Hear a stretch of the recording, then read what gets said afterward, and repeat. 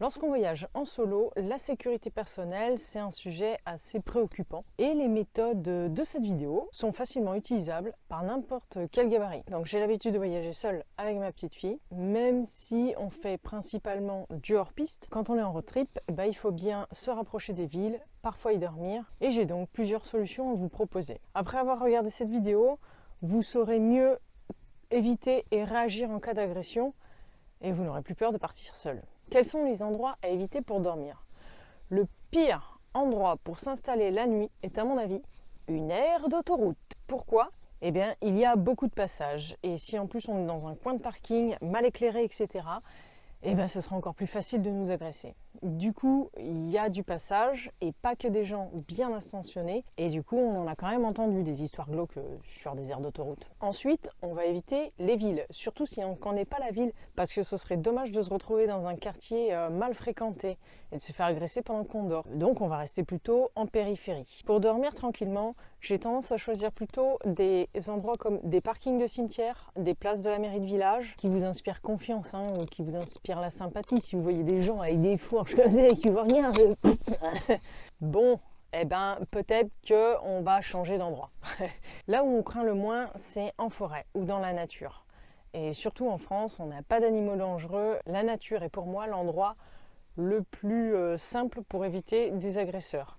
Le pire qui va vous arriver, c'est d'avoir oublié les poubelles et que simplement un sanglier vienne croquer les restes du repas. Le seul bémol sera que si par exemple vous arrivez dans un coin où il y a beaucoup de déchets, des débris de verre, etc., ça fait un peu de décharge sauvage, ça c'est un indicateur que potentiellement il y a quand même des gens pas super top qui y viennent et probablement pas à des heures en plus décentes, puisqu'ils font ça en cachette. Donc pour le spot à retenir, généralement, plus on se rapproche de la civilisation, des endroits urbanisés, plus on a un risque potentiel de se faire agresser qui s'élève. Ensuite, il y a la dissuasion. Et même avec un gabarit de 45 kg pour 1,50 m, ça va marcher. Mais avant de vous donner la solution qui va tromper l'agresseur, je me dois de préciser quand même qu'il existe des alarmes pour camping-car et si ça vous rassure, c'est un achat qui se justifie complètement, mais c'est pas le sujet de la vidéo. Je ne parle pas non plus d'adopter un chien ici. Une solution pas chère et qui peut faire le job, c'est simplement de coller un autocollant d'un club de sport de combat. Ça fait toujours réfléchir en fait s'il y a un autocollant, par exemple club de taekwondo ou box thai. Il y a aussi les petits autocollants véhicules sous alarme. On évitera aussi peut-être les looks un peu trop girly parce que si vous avez des rideaux à licorne avec des cœurs, les agresseurs ils vont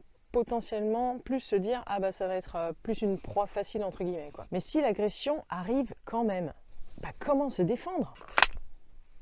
Je déconne, c'est une réplique. Mini disclaimer, je ne peux pas être tenu responsable de l'utilisation que vous ferez de vos moyens de défense. Il faut l'utiliser dans le cadre de la loi, le stocker parce que toutes les armes ne se stockent pas de la même manière, mais de les stocker correctement, d'éviter que vos enfants puissent y avoir accès, etc., etc.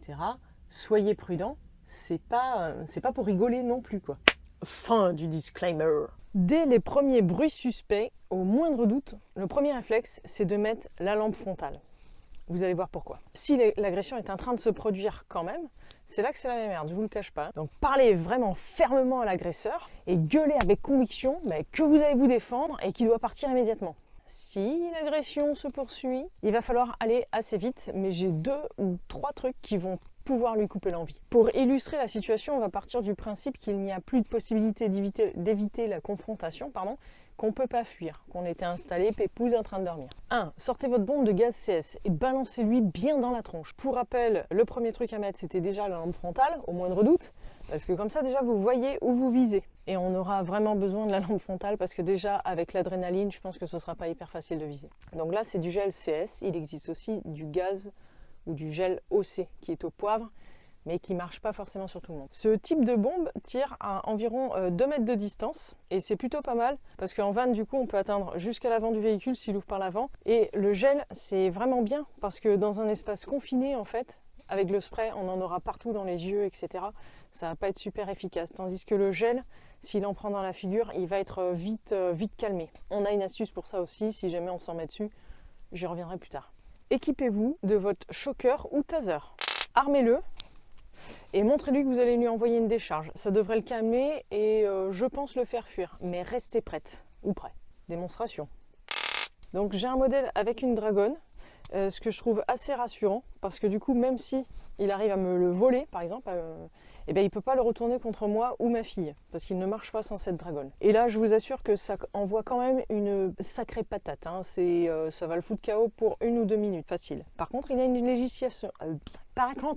législation. Sur les lois. C'est une arme de catégorie D, et la loi dit qu'on peut la laisser dans le véhicule, mais qu'on ne doit pas la porter sur soi. De plus, il faudra vous munir d'une carte d'identité pour pouvoir l'acheter, même en ligne. Je vous mets les liens en description pour ce très bon modèle.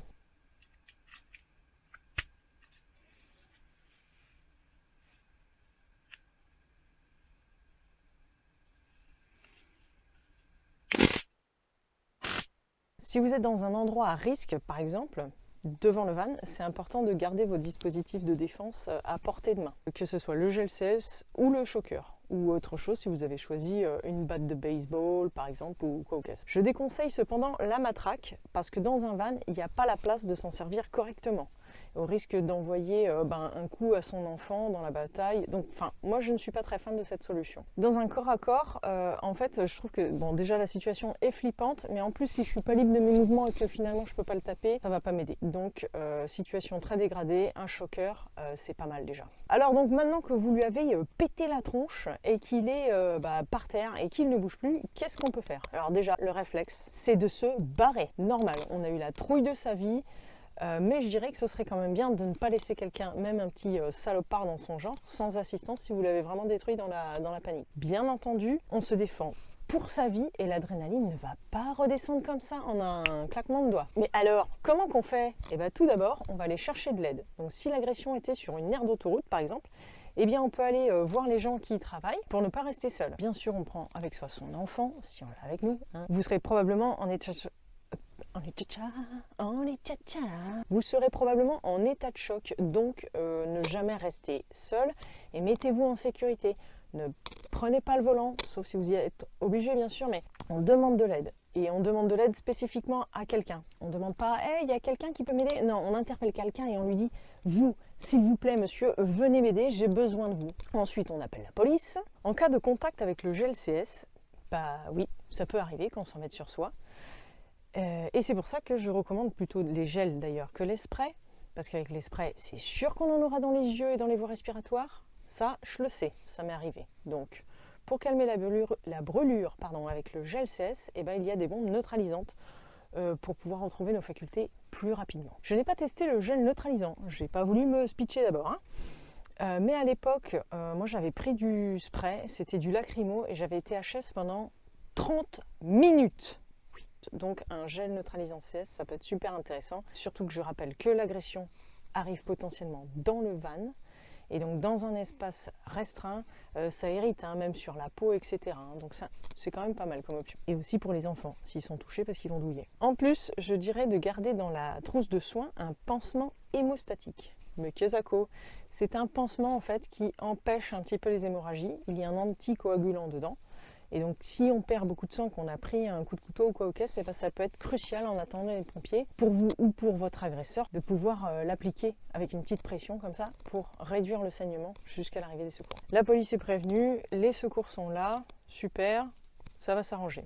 Mais il faut signaler l'agression et porter plainte, et le plus vite possible. En complément, je vous mets une vidéo de Protégor pour voir un petit peu comment vous servir correctement d'une bombe OC ou CS qui a relu mon script pour cette vidéo et je te remercie beaucoup. Je précise que ces dispositifs sont légaux en France, mais lorsqu'on voyage à l'étranger, il faudra se renseigner sur la législation des pays où on veut partir en road trip. Restez en sécurité, abonnez-vous et à jeudi prochain.